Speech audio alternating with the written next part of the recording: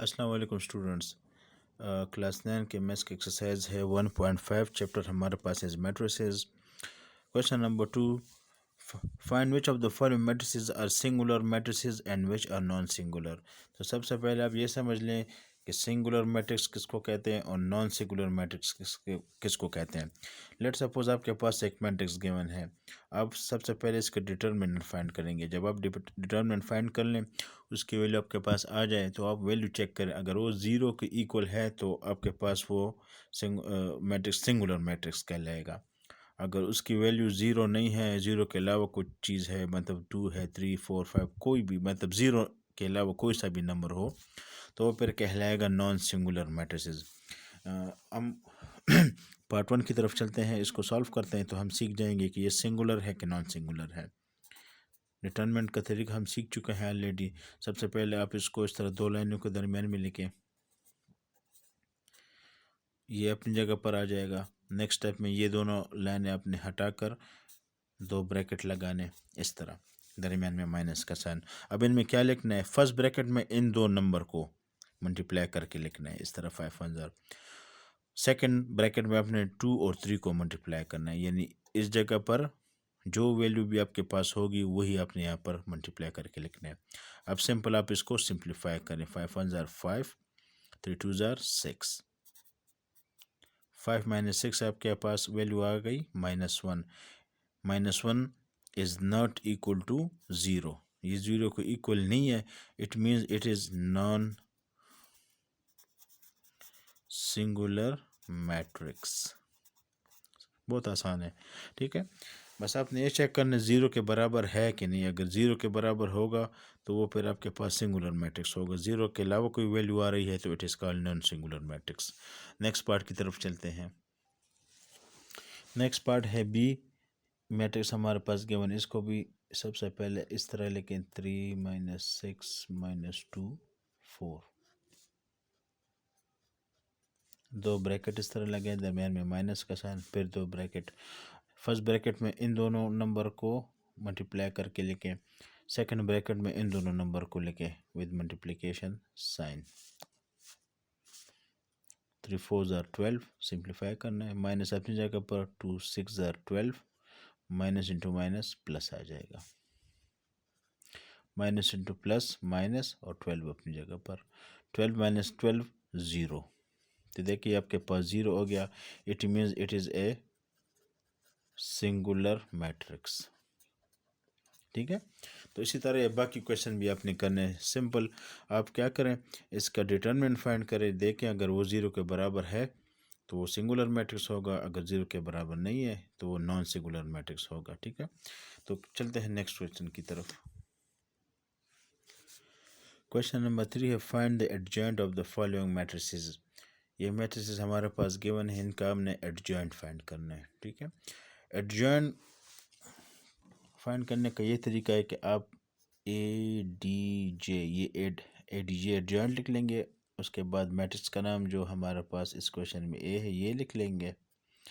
Next step में आपने क्या करना है, इसको आप गौर से देखें। ये इन जगह पर जो जो नंबर होते हैं उनको हमने चेंज करना है आपस में, मतलब ये 1 यहाँ पर है, 4 यहाँ पर है, तो ये 4 यहाँ पर आ जाएगा और 1 यहाँ पर आ जाएगा, ठीक है। यहाँ पर जो नंबर होंगे उनके अपने प्लेसेस चेंज करने हैं, और यहाँ पर जो नंबर होंगे उनके अपने साइंस चेंज करने हैं। अगर वो प्लस हैं तो माइनस उनको करना है, अगर वो माइनस है तो उनको प्लस करना है। यहाँ पर ये भी +2 है, ये भी +3 है, तो इनको आपने क्या लिखना है, -2 और -3। इसको हम कहते हैं एडजॉइंट। बी पार्ट की तरफ चलते हैं। सिंपल आप लिखें A D J adjoint B. अब इस तरह मैट्रिसेस का साइन लगाए, इन दोनों को आप प्लेसेस चेंज करिए, 3 यहाँ पर आ जाएगा, -3 यहाँ पर आ जाएगा। इन दोनों के अपने साइन चेंज करें, ये -1 है तो ये +1 बन जाएगा, ये +2 है तो -2 बन जाएगा। बस इतना ही आपने करने, बहुत ही आसान क्वेश्चन है। इस तरह ये वाला एडजॉइंट सी, 1 यहाँ पर आ जाएगा, 2 यहाँ पर, -4 है +4 बन जाएगा, +3 है -3 बन जाएगा। इस तरह डी एडजॉइंट डी।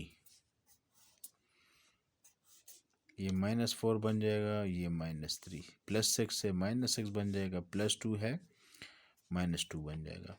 ये क्वेश्चन भी आपका ख़त्म हो गया। क्वेश्चन नंबर 4 है हमारे पास, find the multiplicative inverse of the following matrices if it exist. इन मैट्रिक्स का आपने मल्टीप्लिकेटिव इनवर्स फाइंड करना है अगर पॉसिबल है। ठीक है, तो इससे पहले हम सीख चुके हैं कि एक मैट्रिक्स का हमने डिटरमिनेंट किस तरह फाइंड करना है और एडजॉइंट किस तरह फाइंड करना है। अगर आपको वो दो चीज़ें आती हैं तो आप मल्टीप्लिकेटिव इनवर्स बहुत आसानी से फाइंड कर सकते हैं, क्योंकि जो मल्टीप्लिकेटिव इनवर्स का फार्मूला है वो ये है, वो इस तरह हम लिखते हैं, ए इसके ऊपर माइनस का साइन लगा लेते हैं, इसको कहते हैं हम मल्टीप्लिकेटिव इनवर्स। वो किसके बराबर होते हैं, 1 divided by A determinant multiply by adjoint of ए।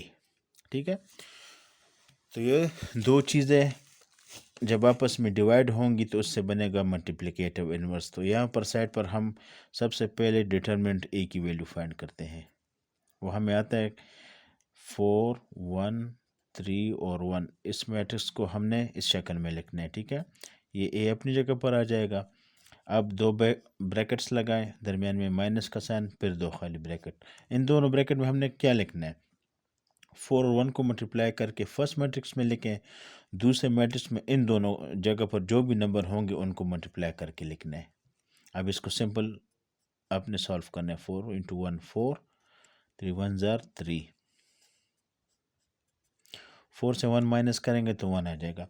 ये स्टेप बहुत इंपॉर्टेंट है।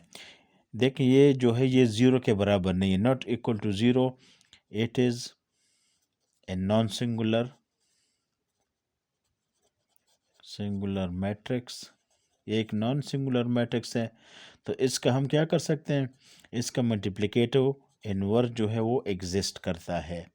अगर डिटरमिनेंट की वैल्यू आपके पास 0 आ गई तो फिर हम कहेंगे कि इसका मल्टीप्लिकेटिव इनवर्स एग्जिस्ट नहीं करता। ये बहुत मतलब इम्पोर्टेंट स्टेप है आपको सीखने के लिए। अगर आपको ये स्टेप आपने गलत कर दिया तो फिर आपका आगे क्वेश्चन भी गलत होगा, क्योंकि अगर यहाँ पर 0 की वैल्यू आ गई तो आपने क्वेश्चन को यहीं पर स्टॉप कर लेना है, क्योंकि ये क्वेश्चन यहाँ से फिर आगे नहीं हो सकता। अब ये 0 के बराबर नहीं है, कोई वैल्यू आई है हमारे पास 1, तो ये आगे हो सकता है। ठीक है, और नेक्स्ट स्टेप हमने एडजॉइंट फाइंड करना है। एडजॉइंट का सिंपल तरीका है, ए लिखें, इन दोनों की प्लेसेस चेंज करिए, 1 और 4 बन जाएगा, और इन दोनों के अपने साइन चेंज करने, -1 और -3। एक वैल्यू ये आ गई और एक वैल्यू ये, इन दोनों वैल्यू को उठाकर आप इस इक्वेशन में लिखें। ये 1 अपनी जगह पर, इसकी वैल्यू आपके पास 1 आई है तो 1 लिखें, और एडजॉइंट की जगह पर 1 -1 3 और 4। 1 बाय 1 से 1 आता है, और 1 जब इस मैट्रिक्स के साथ मल्टीप्लाई होगा तो ये मैट्रिक्स हमारे पास वापस आ जाएगा। तो ये आपके पास ये क्वेश्चन सॉल्व हो चुका है। ठीक है, तो मल्टीप्लिकेटिव इनवर्स आपने इस तरह फाइंड करना है। मज़ीद हम क्वेश्चन नंबर बी में सीख लेंगे।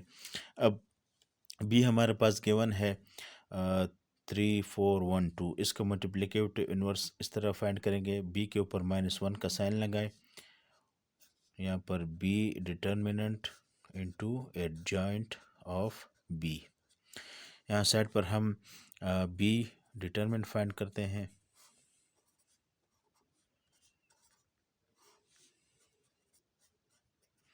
इन दोनों को मल्टीप्लाई करके लिखें, फिर माइनस इन दोनों को मल्टीप्लाई करके लिखें। 3 2 ज़ार 6, 4 1 ज़ार 4।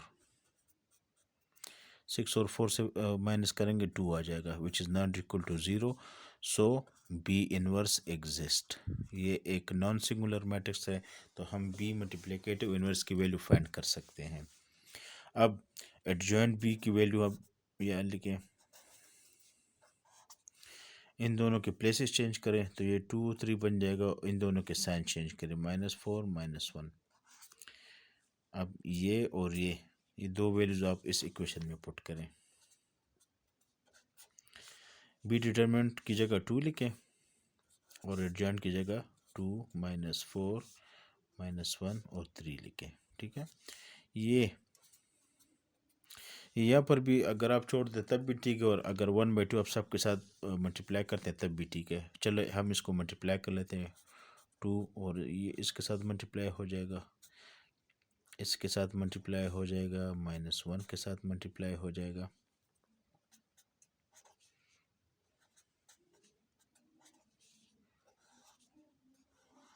इसको आप सिंप्लीफाई करें, 2 कैंसिल हो जाएंगे, 1 रह जाएगा, 2 1 ज़ार 2, 2 2 ज़ार 4, -2 रह जाएगा। ये कैंसिल नहीं होता है तो -1/2 रह जाएगा, 3 1 ज़ार 3, 3/2। तो ये आपके पास बी इन्वर्स की वैल्यू आ गई, बी मल्टीप्लिकेटिव इन्वर्स की वैल्यू आपके पास ये बन गया। ठीक है, तो ये क्वेश्चन आपका यहाँ पर ख़त्म हो गया।